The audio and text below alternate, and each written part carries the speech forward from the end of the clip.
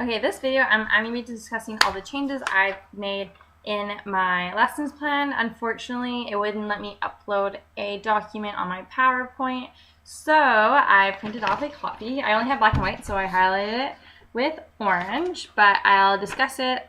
The document is in the online handouts, and you guys are more than welcome to print them off and follow along with me.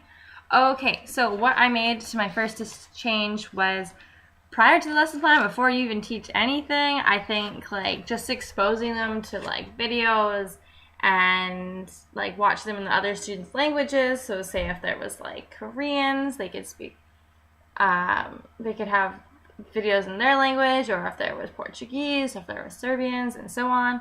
And like I think it's really great because then like kids are watching the videos and they're also kind of learning about different languages, and I think that's a really awesome concept, and it doesn't make the other children feel like so secluded when they don't know how to speak, because then now they're watching videos they understand and the kids like don't understand, like, which is the like mainstream classroom, but like I think it offers a lot for the students to learn. Okay, and I like to use a lot of visuals, so like when I'm explaining, when the video is going on, just taking some notes on like a board and like showing images and like a projector, and we can like further discuss this. Okay, so the objectives talks about examine tree seeds and identify the main parts.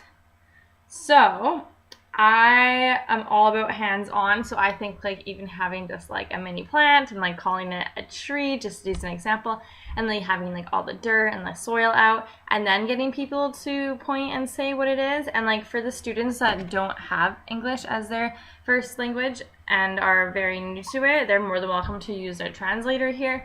And I think this will be a group project, so then also their friends can help as well. I also changed, so the third objective is discusses the consequences that occur when the needs are not adequately met. And like again, just using videos. I know the Magic School Bus has a really awesome video about plants and seeds and growing. Okay, so also a lot of my edits was just rewording some of the questions because I thought they were too formal. For instance, have them point out the major analogical structures. So I just basically simplified it, so it's like having children point and tact different plants, but like the way you would say that to a kid would be like, okay, point to all the different parts of the plant, right? And like I feel, especially in a lesson plan, you really need to simplify it, so if someone else was to do it, it would be done in the exact same way, especially like if you're handing it off to someone, because it would look really bad if like you gave them a lesson plan and it worked really well for you, but then you had all these like missed details in between. Okay, so the activity 1. So hand out the students the pages that we're going to discuss, and like they're able to read the questions.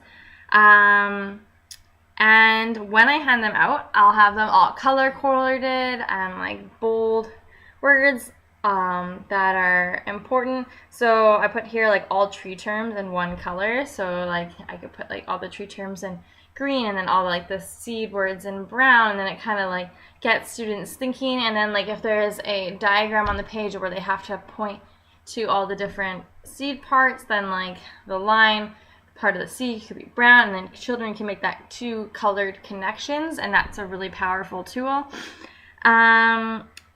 Yeah, so I fixed some of the wording in the activity 1. In activity 2, I wanted to emphasize, so it's like supposed to discuss like the needs of plants, like air, water, sunlight, and nutrients. But again, I think like having all a hands-on approach is really great for students, especially if they don't have English as a first language. So having all the like having water out and like sunlight, which should even be a flashlight, and like different nutrients that you can give to the children, like touching them and feeling them, like even if it's one of the powders. And yeah, and I think the last detail I got here is just like really explaining to the students what these mean, and like having like that translator like for the other students so they can fully understand. And then after, like when the children are working, obviously if there's a big language barrier, it might take them longer, so they get into the other students who've already finished, like play a game or something with like to do with plants or seeds. But then I can work one-on-one with these students and being able to help them get where they need to go. But I think just like even practicing saying the words, and like obviously they won't be perfect, but it's just a great way to get them exposed and to learning.